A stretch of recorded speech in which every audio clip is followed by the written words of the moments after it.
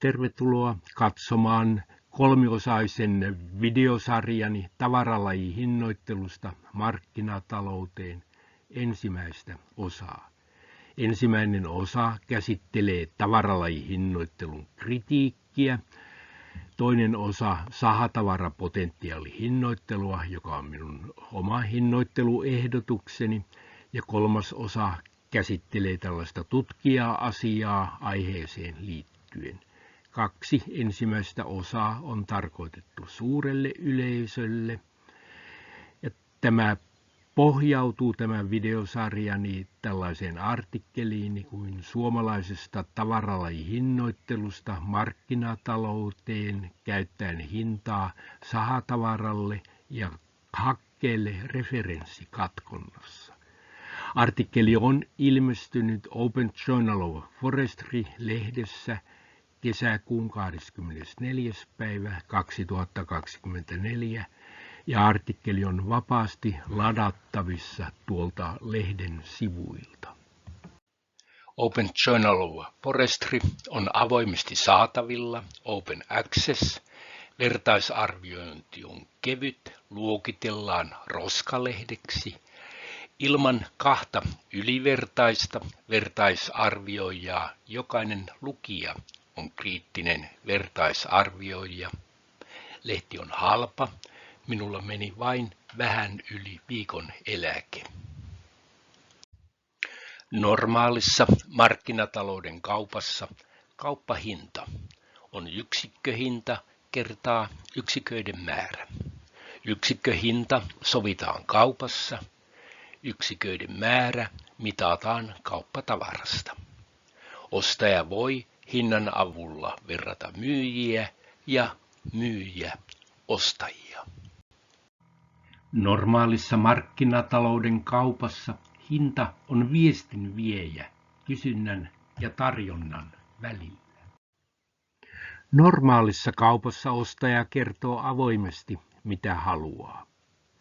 Puukaupassa ostotarjoukset luottamuksellisia ja leimikkokohtaisia. Puukaupassa ostajat eivät kerro tarpeistaan julkaisemalla kirjallisesti ääneen sanomalla, vaan supattamalla. Normaalissa kaupassa myyjä ei puutu, eikä hänellä ole mitään syytä puuttua siihen, miten ostaja ostamansa tavaran käyttää. Tavaralajihinnoittelussa kantohinta on tukkihinta kertaa tukkitilavuus plus kuituhinta kertaa kuitutilavuus. Kantohinta kannattaa esittää muodossa ainespuun yksikköhinta kertaa ainespuun tilavuus. Näin hinta on vertailukelpoinen muiden hinnoittelumuotojen kanssa. Ja tässä tämä ainespuun yksikköhinta on yhtä kuin kuitupuun hinta plus tukkihinnan ja kuituhinnan erotus kertaa tukkitilavuuden ja ainespuun tilavuuden suhde. Ja tätä ainespuuta pitäisi tehdä sovittuun läpimittaan asti, mutta eihän se aina tarkalleen niin onnistu. Tavaralajihinnoittelussa tukkitilavuus lasketaan toteutuneesta katkonnasta. Eri ostajat käyttävät eri tukkimittoja. Yhden ostajan mitat sallivat monia tukkitilavuuksia. Ostajat ohjaavat katkontaa salaisen hintamatriisin avulla. Tavaralajihinnoittelussa yksikköhinta on kaupantekohetkellä salainen ostajan liikesalaisuus. Tavaralajihinta oli järkevä ennen harvestereita. Tarjoukset ovat vertailukelpoisia vain, jos hinta lasketaan pelkästään rungon ominaisuuksista. Tukkien katkaisukohdat eivät ole rungon ominaisuuksia. Tavaralajihinnoittelussa metsänomistaja ei voi verrata tukkia kuituhintojen avulla objektiivisesti tarjouksia. Salaiset supatetut hinnat eivät välitä viestiä kysynnän ja tarjonnan välillä. Tavaralajihinnoittelu ei sovellu markkinatalouteen. Vapaassa katkonnassa kantohinta ei riipu toteutuneesta katkonnasta. Esimerkkejä runkohinta tai M-Groupin järeysrunkohinta tai ehdottamaani sahatavarapotentiaalihinta. Näitä tarkastellaan myöhemmin tarkemmin. On syytä erottaa käsitteet salainen ja tuntematon. Ehdottamassani sahatavarapotentiaalihinnoittelussa yksikköhinta on tuntematon kauppaa tehtäessä, mutta se voidaan ennustaa objektiivisesti, koska se lasketaan rungon ominaisuuksista. Markkinataloudessa yhteiskunta hyötyy, kun toimijat maksimoivat omaa etuaan pelisääntöjen määräämissä rajoissa. Tavaralajihinnoittelun sallivat pelisäännöt ovat niin löperöt, ettei markkinatalous toimi. Adam Smithin näkymätön käsi on köysissä. Asetus määrää, miten rungot mitataan, miten harvesteri kalibroidaan, miten lasketaan kannon ja 1,3 metrin välinen tilavuus. Näiden asetusten ansiosta hinnassa se 4. desimaali on kohdallaan. Mikään laki ei määrää, miten rungot pitää katkoa, eikä kiellä toteutuneeseen katkontaan perustuvaa salaista hintaa. Niinpä se 1. desimaali on vähän mitä sattuu. Vapaassa katkonnassa ostajan kannattaa maksimoida saatavien pöllien arvoa. Tavaralajihinnoittelussa ostajan kannattaa maksimoida arvon ja kantohinnan erotusta. Näin pöllien arvo on pienempi kuin vapaassa katkonnassa. Tulee tällainen hyvinvointitappio. Osa rungoissa olevasta potentiaalisesta hyödystä menee mustaan aukkoon. Kutsuin tätä tappiota juttuni ensimmäisessä versiossa mustaksi aukoksi ennen kuin opin ekonomian kirjallisuudesta, että sillä on tällainen nimitys kuin deadweight loss ja suomeksi hyvinvointitappio. Niitä näkyy olevan englanniksi yli 30 synonyymiä tälle. Mutta olen sitä mieltä, että yhteiskunnalle tästä tavaralajihinnoittelusta tulevat muut haitat ovat vielä suurempia kuin tämä hyvinvointitappio. Puukauppa on kolmiodraama, jossa on metsänomistajat, itsenäiset sahat, yhtiöt, jotka omistavat sekä sahoja että sellutehtaita. Näiden 3 päätähden lisäksi tässä draamassa on mukana näitä liikekumppaneita, kuten koneurakoitsijat, jotka ostaja valitsee. Tämä on tärkeä pointti tässä hinnoittelussa. Ja sitten nämä harvesterivalmistajat. Sitten on tässä mukana tällainen puukaupan siipijengi, kuten metsänhoitoyhdistykset, jotka myyvät katkonnan valvontaa. Sitten on nämä edunvalvontajärjestöt, sitten on tämä tutkimus- ja tieto-osasto. Siipijengi ajaa tietenkin ensisijassa omaa etuaan. Itsekin tienasin leipäni tämän siipijengin jäsenenä. Isoveli valvoo vai valvooko? MMM eli maa- ja metsätalousministeriön olisi pitänyt laatia puukaupalle sellaiset pelisäännöt, että markkinatalous toteutuu. Näin ei ole tapahtunut. Itsenäiset sahat myyvät kuituosan suoraan sellutehtaille, myyvät hakkeen sellutehtaille, myyvät purun polttoon tai sellutehtaille, myyvät kuoren polttoon tai polttavat itse tai myyvät liimojen raaka-aineeksi. Tuo hake on tuossa punaisella, koska se on keskeisessä sijassa laskelmissani. Itsenäisten sahojen hakkeelle on vähän sellutehtaita järkevän matkan päässä. Niinpä Maarit Kallion tutkimuksen mukaan vuodelta 2001 hakkeen markkinoilla oli oligopoli. Ja tämän tutkimukseni mukaan niin taitaa olla edelleen, saan siitä epäsuoraa näyttöä. Sitten tämä kolmiodraaman yksi osuus, eli nämä selluyhtiöt UPM, Enso, M-Group, jotka ostavat puuta metsänomistajilta. Sitten ostavat kuitua itsenäisiltä sahoilta, ostavat haketta itsenäisiltä sahoilta. Osakeyhtiölain 5. pykälä sanoo, että yhtiön toiminnan tarkoituksena on tuottaa voittoa osakkeen omistajille. Tavaralajihinnoittelussa osakeyhtiölaki, löperöt pelisäännöt ja runkojen geometria pakottavat selluyhtiöt vedättämään metsänomistajia, tarjoamaan kilpailukykyistä tukkihintaa ja katkomaan niin pienen tukkiprosentin, että kantohinta on pienempi kuin itsenäisillä sahoilla olisi ollut. Geometrialle emme voi mitään, sanoi jo Paasikivi. Puheet eivät aina välttämättä käy yksin käytännön kanssa. Björn Wahlroos puhuu kauniisti markkinataloudesta, mutta ei UPM:n hallituksessa ole edistänyt markkinataloutta puukaupassa. Voidaan tietenkin sanoa, että hallitus puuttuu vain strategisiin kysymyksiin, mutta minun mielestäni päätös siitä, noudattaako yhtiöt markkinatalouden mukaista hinnoittelua vai ei, on strateginen kysymys. Mikä on sitten syynä vedätykseen? Pienestä tukkiprosentista pettyneiden metsänomistajien yhtiöihin kohdistunut arvostelu on perusteeton. Yhtiöt noudattavat vain osakeyhtiölakia.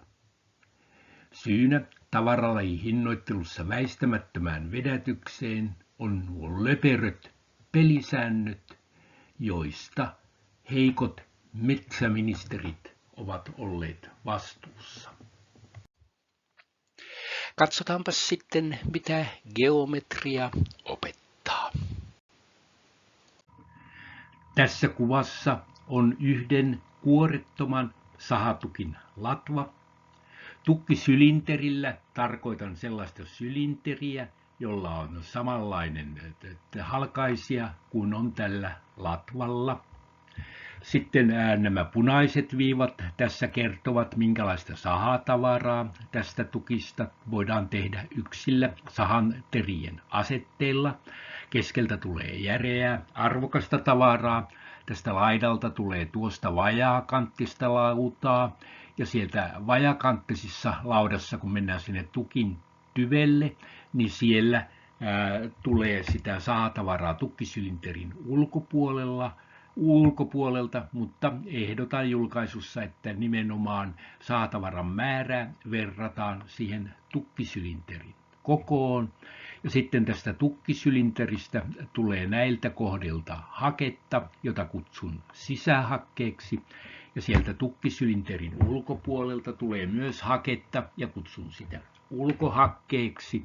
Ja sitten tästä sahauksesta tulee tietenkin sitä purua. Tarkasteluissani puru on yksi sahatavaralaji. Oletan, että samanarvoista haketta tulee sekä kuituosasta että tukeista. En ota huomioon, että tukeista tulee vähän pitkäkuituisempaa haketta. Tukin kuori on osa tukista tulevaa haketta ja kuitupöllin kuori on osa kuitupöllistä tulevaa haketta. Se kuori pitää ottaa huomioon näissä, kun tarkastellaan näitä hintoja, hakkeen hintoja. Tämä kuva näyttää, miten sahatavaran määrä ja suhteellinen arvo riippuvat kuorettoman tukin latvan läpimitasta.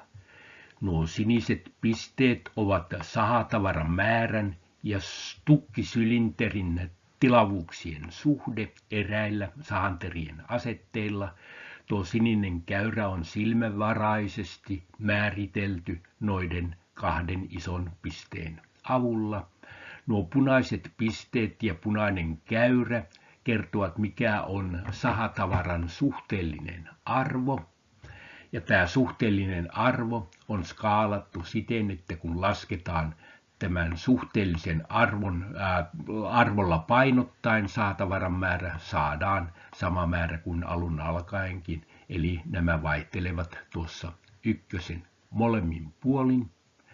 tuo oranssikäyrä on tämän punaisen käyrän ja sinisen käyrän välinen tulo, joka näyttää, mikä on sahatavaran määrän ja arvon yhteisvaikutus tukista saatavaan sahatavaran arvoon.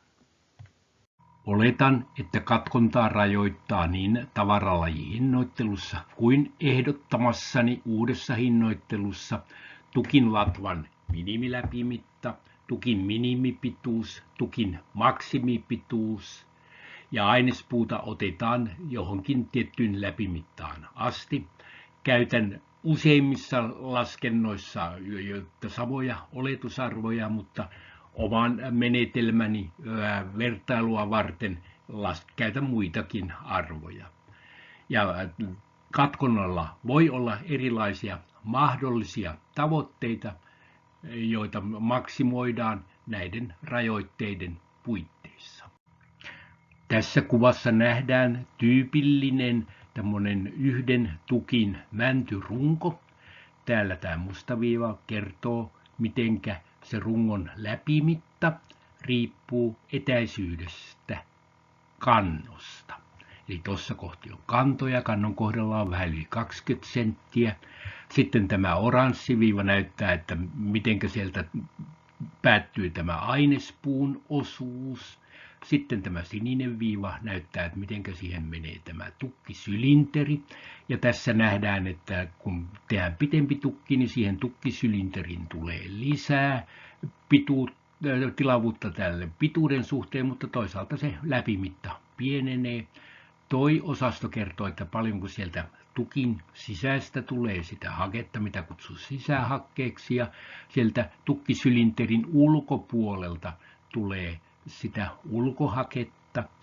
Silmä valehtelee runkoja katsellessa, koska silmä näkee niitä läpimittoja, mutta tilavuutta kertyy poikkileikkausalasta. Tämä vihreä viiva näyttää, että mitä se poikkileikkausala riippuu siitä kohdasta, missä ollaan menossa, ja se on skaalattu vaan sillä tavalla, että se menee ton pisteen kautta, ja täältä nähdään, että sieltä tyveltä tulee paljon sitä tilavuutta, mutta täällä latvassa, että vaikka ne läpimitat näyttää aika suurilta, niin sieltä tulee vähän sitä tilavuutta. Tämä kuva näyttää, mikä on syynä siihen perusristiriitaan ostajan ja myyjän välillä tavaralajihinnoittelussa. Tästä mustakäyrä on sama runko kuin äskeisessäkin kuvassa, eli täällä menee pituus ja tuolla läpimitta. Ja sitten kun katkaistaan yksi tukki jostakin kohdasta, siitä tulee luontevasti yksi tukki, niin tämä sininen käyrä näyttää, miten se tukkisylinterin tilavuus riippuu katkaisukohdasta, punainen, miten saatavaran määrä riippuu katkaisukohdasta, ja toi oranssi, miten se saatavaran arvo riippuu katkaisukohdasta. Ja tässä nähdään, että näillä kolmella suurella niillä on hyvin laakea toi huippu. Se tarkka huippu on tietenkin sillä oranssilla kaikkein vasemmalla, eniten vasemmalla, mutta sen tietenkin täytyy ottaa huomioon ne tukkien minimi- ja maksimipituudet.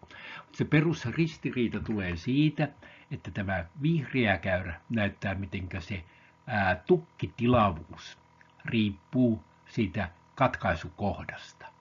Ja nyt nähdään, että kun saavutetaan tuo maksimaalinen saatavaran määrä tuossa kohdassa, niin siitä tulisi ton verran sitä tukkitilavuutta. Ja sitten kaikki tämä, jos pidennetään tuosta kohdasta tukkia tonne päin, niin se lisää sitä tukkitilavuutta, mutta ei lisää sitä sahatavaran määrää, eikä sahatavaran arvoa. Niin se selittää sen perusristiriidan, että nämä käyrien laakeat huiput siellä sahatavarapuolella ja se, että se tukkitilavuus vaan kasvaa, kun tehdään enempi sitä tukkiosuutta. Tässä tarkastelussa ei ole otettu huomioon sitä haketta, vaan niin kuin maksimoidaan sitä sahatavaran määrää tai arvoa. Mutta että nyt jos otetaan se hake huomioon, niin saadaan tämä oikeanpuolimmainen kuva, jossa tämä punainen käyrä on sama tässä oikealla kuin vasemmallakin. Mutta sitten otetaan, että miten on se rungon arvo, kun sillä hakkeella on tuossa hakkeen arvo on 10% sahatavaran arvosta ja tällä ylhäällä sahatavara on yhtä arvokasta kuin hake. Ja tästä nähdään, että näillä rungon arvo tämän tukin katkaisukohdan suhteen, niin tällä arvolla on vielä laakeampi toi huippu kuin kun katsotaan pelkästään tätä sahatukkia, mikä siitä tulee. Tukkisylinterillä, sahatavaran määrällä ja sahatavaran arvolla on laakea huippu katkaisukohdan suhteen. Tukkitilavuus kasvaa tukkiosuuden pidentyessä. Tavaralajihinnoittelussa on ikuinen ja sovittamaton geometriasta johtuva ristiriita ostajan ja myyjän välillä. Tässä kuvassa on tyypillinen kahden tukin tilanne. Tässä ensimmäinen tukki oletetaan, että se on tehty tuosta kohdasta ja sitten mietitään sitä toisen tukin katkaisukohtaa, niin tällä tukkisylinterillä ja sahatavaran määrällä on jälleen tällainen laakea huippu, mutta sitten tämä tukkitilavuus vaan kasvaa, mitä pidemmäksi tehdään se toinen tukki. Tässä kuvassa nähdään, minkälainen ristiriita tukkitilavuuden ja sahatavaran määrän välillä voi olla latvatukin osalta. Tässä on oletettu, että rungon tyveltä tehdään niin monta 4 metrin tukkia kuin mahdollista ja sitten voidaan tehdä vielä yksi tukki. Tällä X-akselilla on sen latvatukin tilavuus ja Y-akselilla se sahatavaran määrä, jota siitä latvatukista saadaan. Tuo punainen piste vastaa tuossa semmoista tukkia, kun tehdään maksimipituinen tukki, sininen piste minimipituinen tukki ja tuo päätepiste, kun tehdään sitä tukkia siihen 15 senttimetriin asti, mikä on oletettu tukin latva läpimitta minimi. Ja tästä nähdään, että ostajan kannalta on aika järjetön se ajatus, että pitäisi tehdä sitä mahdollisimman paljon sitä tukkitilavuutta katkoa tosta, kun tuolla minimimittaisella tukilla saadaan paljon enempi sitä sahatavaraa.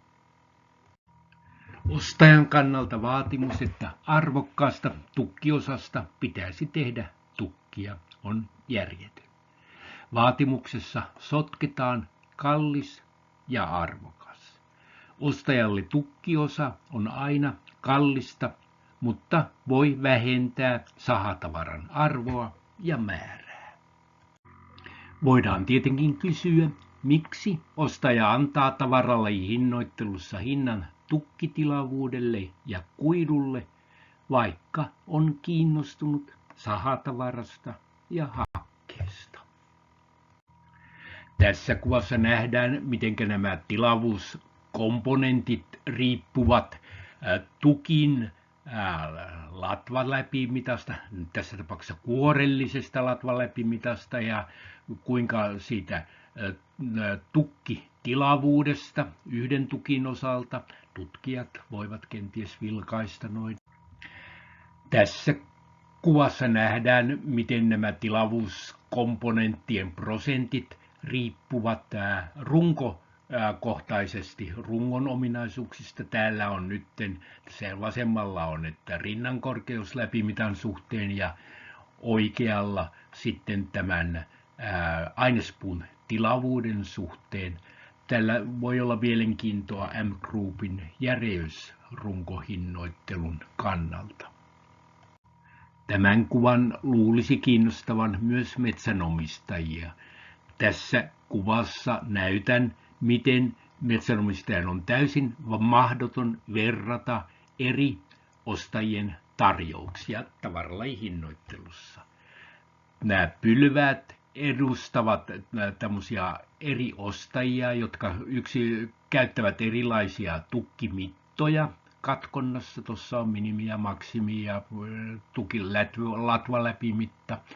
Ja nämä ylimmät viivat näyttävät sen, että paljonko sieltä saadaan sitä tukkiprosenttia, kun maksimoidaan tämmöisiä erilaisia suureita. Tuossa, että sininen viiva, että maksimoidaan tukkitilavuutta, punainen viiva maksimoidaan sahatavaran määrää, sitten maksimoidaan sahatavaran ja tukkitilavuuden suhdetta tai minimoidaan tukkitilavuutta. Metsänomistaja tietenkin toivoisi, että ostaja maksimoisi sitä tukkitilavuutta ja pelkää, että se minimoi sitä tukkitilavuutta. Ja tämä nyt on hyvin aiheellinen pelko. Ja sitten täällä nämä keskimmäiset viivat näyttävät, että paljonko sieltä tulee sahatavaraa siitä ainespuun tilavuudesta noilla samoilla tavoitteilla. Ja täällä nähdään, että näillä kun eri tavoitteita käytetään, niin tämä tukkiprosentti vaihtelee, sillä on suuri vaihteluväli, mutta täällä sahatavaraosastolla on paljon pienempi ja se johtuu niistä sahatavarakäyrien laakeista huipuista. Ja tässä nähdään, että ostaja voi, kun tinkii hiukan sitä sahatavaran määrästä, niin voi tiputtaa reilusti sitä tukkitilavuutta. Tässä ei ole nyt mukana se hakkeen hinta, siitä on sitten eri tarkastelut. Laskelmissani oletan, että riippumaton saha välittää kuidun omakustannushintaan edelleen, maksimoi vapaassa katkonnassa suuretta hakkeen yksikköhinta kertaa hakkeen tilavuus plus sahatavaran hinta kertaa sahatavaran arvopainotettu määrä. Ja tavaralajihinnoittelussa vähennetään tavoitteesta tukkihinta kertaa tukkitilavuus, eli se kantohinnasta sahan maksettavaksi tuleva osuus.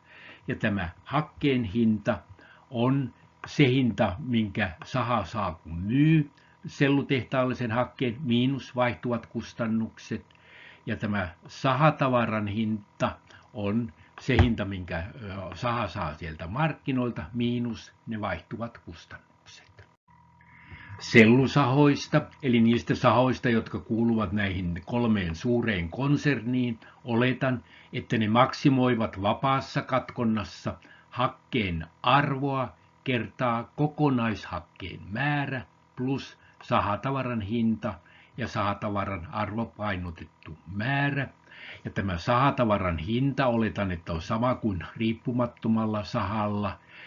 Ja tämä hakkeen arvo on tämmöinen ohjausparametri, jonka se saha antaa sinne katkonnassa sille hakkeelle.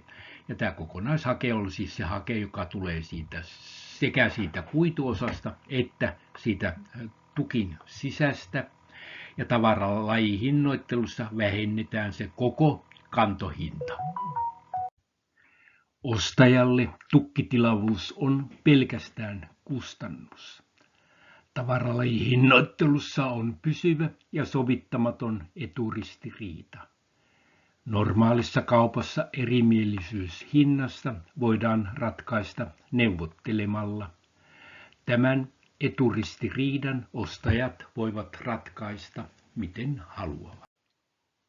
Laskelmissani oletan, että tukin hinta on 75 euroa per motti ja kuidun hinta on 25 euroa per motti.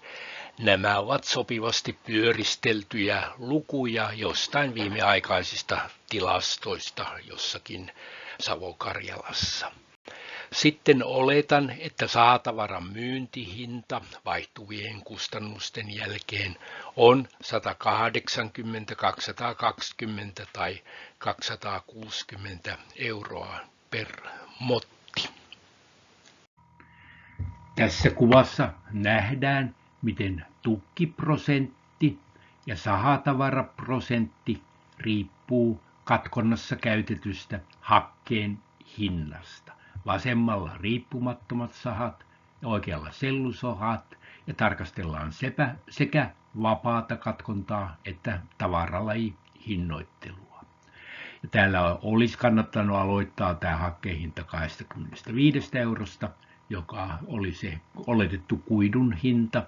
Ja tässä nähdään, kun tarkkaan katsotaan, että riippumattomat sahat katkovat enemmän tukkia kuin nämä sellusahat, ja vapaassa katkonnassa katkotaan enemmän tukkia kuin tavaralajihinnoittelussa, ja sahatavaran määrä tippuu vähemmän kuin tukkitilavuus hakkeen hinnan kasvaessa. Mulla tossa on noin labelit vikot perin ja niin kuin on tossa. Ja tässä sitten semmoinen erittäin mielenkiintoinen seikka on se, että ne riippumattomat sahat saavat ehkä tätä nykyään jotain tuolta 50 euron kieppeillä siitä hakkeesta. Ja jos nyt sitten nämä sellusahat käyttävät sitä 50 euroa, niin siellä tulisi suurin piirtein sama tukkitilavuus kuin riippumattomilla sahoilla. Täältä on hyvin pieni ero. Toi oli sitä tavaralla hinnoittelua siis. Ja jos se yleinen käsitys on, että sellusahat katkovat pienempää tukkitilavuutta, niin se osoittaa, että nämä sellusahat käyttävät omissa katkonnoissaan suurempaa hintaa, suurempaa arvoa sille hakkeelle kuin mitä ne maksavat riippumattomille sahoille. Eli tämä osoittaa, että siinä hakekaupassa ei edelleenkään vallitse täydellinen kilpailu. Tässä kuvassa nähdään, miten tukin keskipituus riippuu katkonnassa hakkeelle annetusta hinnasta täällä X-akselilla.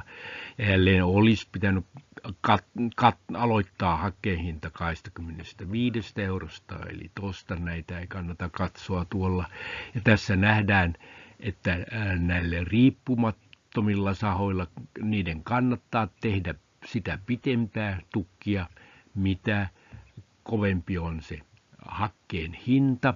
Ja sitten nähdään, että täällä vasemmalla puolella on tavaralajihinnoittelu ja oikealla puolella on toi vapaa katkonta.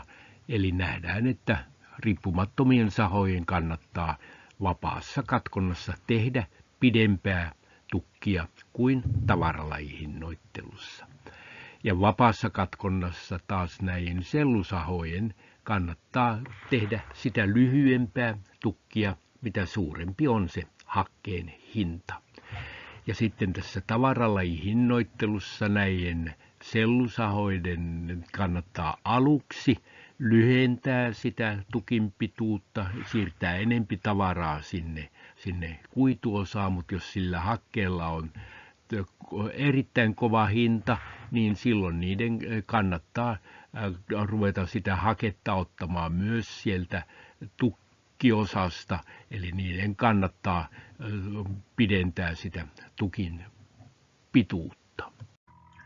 Tässä kuvassa tarkastellaan, miten se kantohinta riippuu sille hakkeelle katkonnassa annetusta hinnasta. Näille vapaassa katkonnassa niin tämä on puhtaasti teoreettinen, kun tässä on oletettu, että tämä ostaja katkoo niin kuin vapaassa katkonnassa tekisi, mutta metsänomistaja saisi saman hinnan kuin tavaralajihinnoittelussa, että se on aika semmoinen teoreettinen, enkä tarkasteli sitä enempi, vaan katsotaan näitä viivoja, joissa on sitä tavaralajihinnoittelua. Ja sitten siinä on sitten semmoinen erittäin mielenkiintoinen seikka on se, että jos nämä sellusahat käyttävät sitä samaa hintaa kuin nämä, jos riippumattomat sahat siinä katkonnassa, niin nämä saavat metsänomistajat suurin piirtein saman kantohinnan molemmilta sahanostajatyypiltä, hiukan paremman hinnan niiltä riippumattomilta sahoilta. Mutta jos se pitää paikkansa se yleinen oletus, että sellusahoilta saadaan pienempää kantohintaa, niin se kertoo sitä, että ne sellusahat käyttävät näitä tämmöisiä korkeampia hintoja sille hakkeelle siinä katkonnassa, jolloin se jää niin kuin aika paljon sitten alle se kantohinta, mitä saadaan näiltä sellusahoilta. Ja tässä tulee niin kuin tietenkin huomioon se, että mikä on se sahatavaran hinta, niin jos siinä on sitten niin kuin toi arvokasta se sahatavara, niin sitä niin kuin enempi sitä kannattaa sitä sahatavaraa tehdä, vaikka sen tulisikin sieltä kalliista tukista. Tämä kuva näyttää, miten hyvinvointitappio, se musta aukko, riippuu siitä hakkeen hinnasta. Ja huomattakoon ensin, että täällä on negatiivisia lukuja, eli että se hyvinvointitappio kasvaa silloin, kun mennään tänne alaspäin ja pienenee, kun lähestytään nollaa. Ja kun lähdetään katsomaan tuosta 25 eteenpäin, niin nähdään, että se hyvinvointitappio riippumattomille sahoille pienenee, kun se hakkeen hinta kasvaa. Ja sitten näille sellusahoille, niin se hyvinvointitappio ensin kasvaa, kunnes sitten alkaa taas pienetä. Ja sitten näillä pienillä saatavaran hinnoilla se hyvinvointitappio on suurempi. Että jos se on saatavara arvokasta, niin se nyt vaan dominoi sillä tavalla, että siinä ei vaikuta muut asiat. Nähdään, että nämä käyrät käyttäytyvät hyvin samalla tavalla kuin aikaisemmin oli se tukin keskipituus hakkeen hinnan suhteen. Jos ostajat käyttävät suurempaa hintaa hakkeelle katkonnassa, ne saavat lisää haketta. Tässä kuvassa tarkastellaan paljon se lisähake maksaa. Tämä on niin kuin helppo laskea, koska tämä voidaan laskea siitä sahatavaran hinnasta ja tavaralle hinnoittelussa siitä kantohinnasta. Näille sellusahoille se hakkeen hinnan tulkinta, ekonominen tulkinta on ongelmallinen, koska se on tällainen ohjausparametri, mutta tämä kuva on sikäli selväpiirteisempi. Sitten tulkinta ja tässä mielenkiintoisin asia on nämä käyrät täällä, jotka tässä tarkastellaan, mikä on se lisähakkeen hintakustannus tavaralle hinnoittelussa verrattuna vapaassa katkonnassa. Ja tässä nähdään, että jos se sellusaha antaa sille hakkeelle katkonnassa korkean hinnan arvon, niin täällä nämä käyrät rupeavat tippumaan tänne ykkösen alapuolelle. Eli silloin nämä selluyhtiöt voivat tässä tavaralle hinnoittelussa laittaa sen metsänomistajan maksamaan sitä lisähakkeen hintaa. Sitten ehkä kaikkein raflaavin kuva. Monet metsänomistajat ovat sitä mieltä, että nämä selluyhtiöt katkovat yhtä tukkia sellaisista rungoista, josta hyvin tulisi 2 tukkia. Ja tässä edelleen on tällä X-akselilla tämä katkonnossa käytetty hakkeen hinta ja alalla on nämä riippumattomat sahat tavaralla hinnoittelussa. Ja siellä nähdään, että siellä muutama runko oli semmoisia, jossa kannatti myös riippumattoman sahan tehdä 1 tukki. Ja nämä oli semmoisia, jossa ensimmäisen tukin jälkeen se runko kapeni niin hirvittävän nopeasti, että siitä toisesta tukista tuli vähän saatavaraa, mutta paljon sitä kallista haketta. Sitten nämä keskimmäiset kuvat ovat tätä sellusahat tavaralajihinnoittelussa. Ja siinä nähdään, että siinä kun rupeaa tuossa 50 menemään yli se hakkeen hinta, niin niitä rupeaa tulemaan niitä yhden tukin katkontoja. Ja sitä, mitä pienempi on se saatavaran arvo, niin sitä enempi niitä tietenkin tulee niitä yhden tukin katkontoja.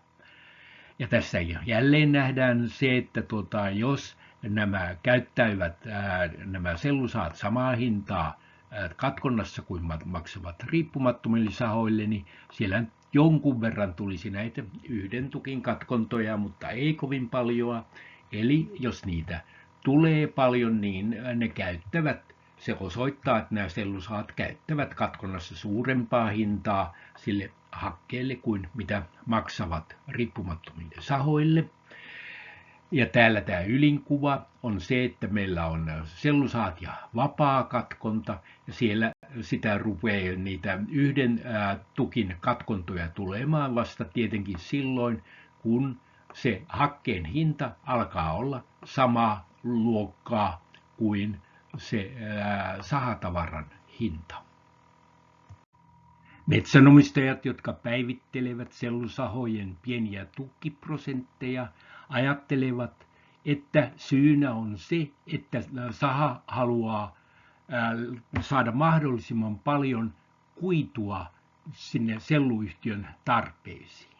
Mutta nämä laskelmani osoittavat, että kun sellusaha kasvattaa hakkeen hintaa siinä katkonnassa, tavoitteena on aluksi siirtää haketta kalliista tukista halpaan kuituosaan. Tässä johtuen näistä laakeista huipuista siinä menetetään hyvin vähän sitä sahatavaraa ja saadaan sitten hyvin vähän sitä haketta lisää. Et se hakemäärä alkaa kasvaa vasta kovin korkeilla hakehinnoilla siinä katkonnassa. Tavaralajihinnoittelussa metsänomistaja ei voi verrata objektiivisesti myöskään riippumattomien sahojen tarjouksia. Sahojen, jotka sahaavat pienempiä läpimittoja, on vaikea osoittaa kilpailukykynsä, koska ne joutuvat tarjoamaan pienempää tukkihintaa.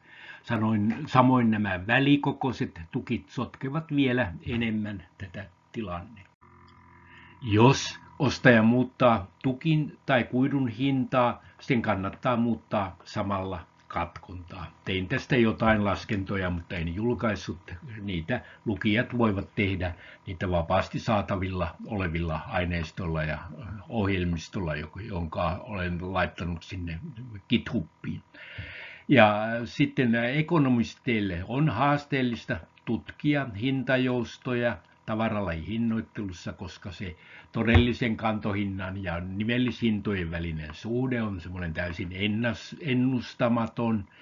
Ja sitten kun on mukana nämä salaiset hinnat, niin tarvittaisiin semmoista salaisten hintojen kysyntätarjontateoriaa, ja semmoista ilmeisesti ei ole kehitetty, ja niinpä onkin tähän mennessä saatu hyvin ristiriitaisia hintajoustotuloksia näissä tutkimuksissa, mitä on tehty. Monet ostajat antavat arvion saatavasta kokonaiskantohinnasta. Koska metsänomistajan on mahdoton arvioida objektiivisesti noita tarjouksia, monet metsänomistajat käyttävät näitä arvioita valinnassaan. Koska virhearviosta ei ole sanktiota, arviot saattavat olla harhaisia. Väitän, että tavaralajihinnoittelu on johtanut virheellisiin harvennus- ja kiertoaikamalleihin. Harvennus- ja kiertoaikamalleja tehtäessä on oletettu arvon riippuvan tukkitilavuudesta, mutta se tukkitilavuus ei ota huomioon järeyden ja solakkuuden yhteisvaikutusta tukin arvoon. Väitän, että mallit ovat siten harhaisia, että tiheät solakoihin puihin johtavat kasvatusasennot ovat aliarvostettuja. Sahatavaralla ja sellulla on voimakkaat eritahtiset hintasyklit. Tavaralajihinnoittelu ei johda hintasyklien kannalta järkevään hakkuujärjestykseen, koska tukissa on sekä sahatavaraa että haketta, ja nimellisten hintojen ja kantohinnan välillä on täysin ennustamaton suhde. Tavaralajihinnoittelussa Adam Smithin näkymätön käsi ei voi johdattaa puuta sinne, missä sitä voidaan parhaiten hyödyntää. Yhtiöt haluavat salata metsänomistajalta, millaiset tukkitilavuudet olisivat olleet mahdollisia. Siten yhtiöt salaavat harvesterin mittaamat läpimitat ja ovat sitä mieltä, että niillä on täysi oikeus salata. Näin valtava määrä arvokasta tietoa on salattu myös tutkimukselta. Tavaralajihinnoittelussa harvesterien valmistajilla ei ole kannustinta kehittää katkonta-algoritmia. Huono katkonta menee metsänomistajan piikkiin, ostaja valitsee korjuu-urakoitsijan, ostaja voi haluta pientä tukkiprosenttia, eikä myöskään ole olemassa harvestereiden vertailuun sopivia aineistoja. Harvesteri ei voi katkoa täydellisesti, koska se ei tunne kouran yläpuolista runkoa. Tämä onkin erittäin mielenkiintoinen tilastollinen mallitusongelma ja optimointiongelma. Katkontakiistoista.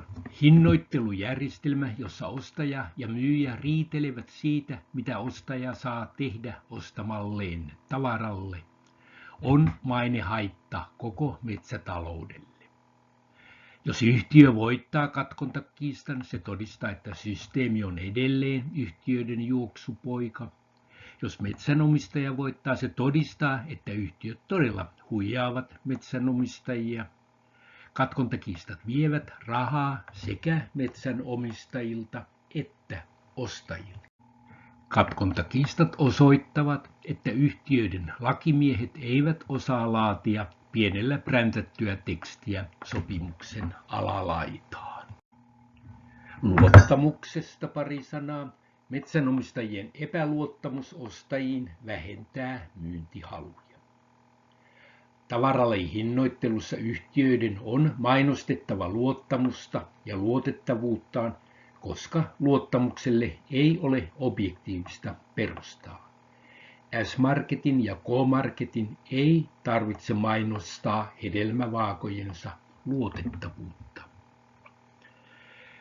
Sekä tavaralajihinnoittelussa että runkohinnoittelussa supattamalla tarjotut hinnat lisäävät metsänomistajien välistä kyräilyä. Monet metsäammattilaiset ovat ylpeitä siitä, että tavallinen ihminen ei voi ymmärtää puukaupan hinnoittelua. Vihkiytyminen alan salaisuuksiin on osa metsäalan identiteettiä. Monet metsäammattilaiset sanovat, että katkonta ja hinnoittelu ovat vaikea laji.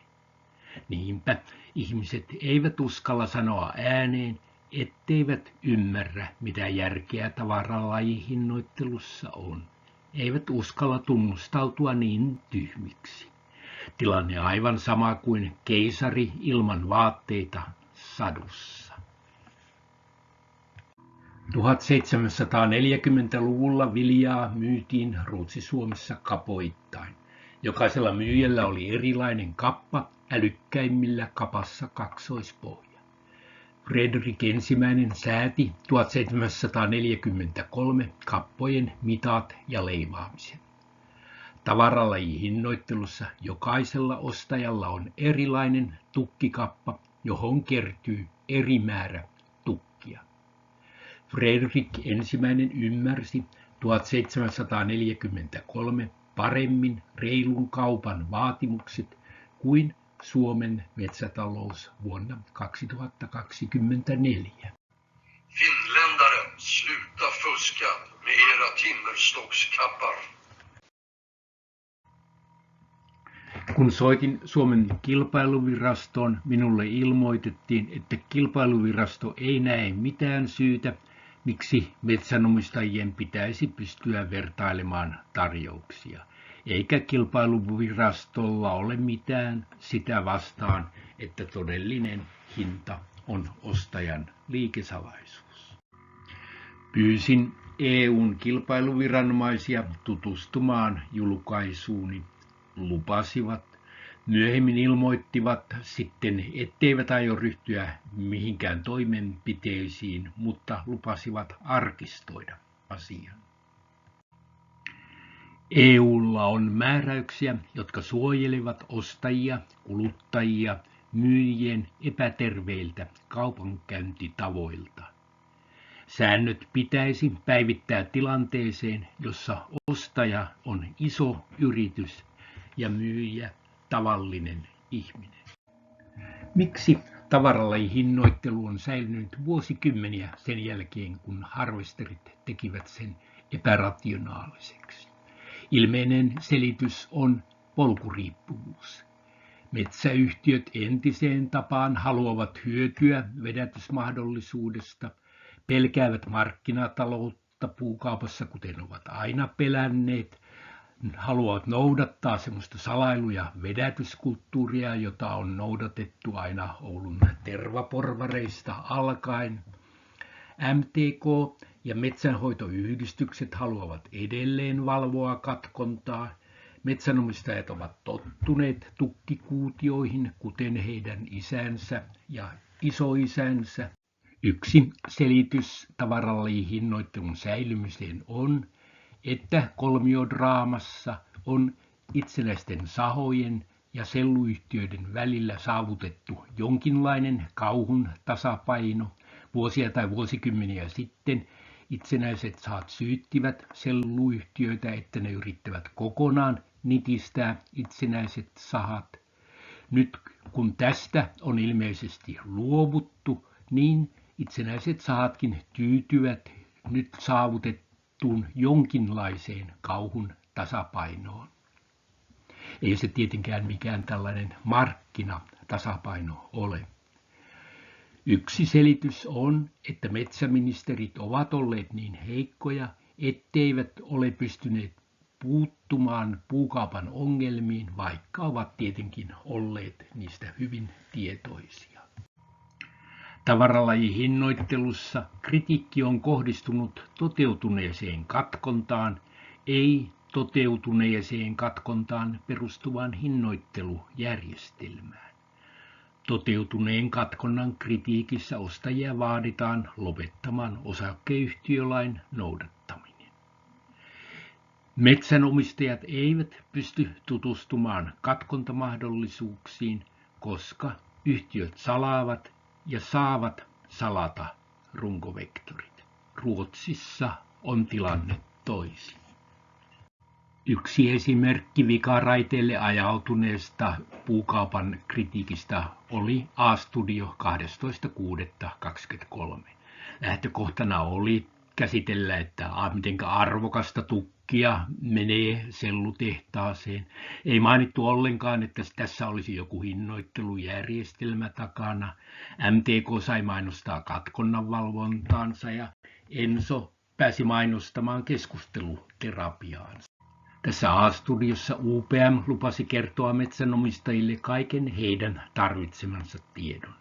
Siis kaiken sen tiedon, mitä metsänomistajan tarvitsee UPM:n mielestä tietää. UPM:n mielestä metsänomistajan ei tarvitse tietää, millainen tukkiprosentti olisi ollut mahdollinen. Tuo A-studio oli esimerkki näennäiskriittisestä vallitsevaa järjestelmää tukevasta journalismista. Runkohinnoittelussa vakiohinta kaikelle ainespuulle.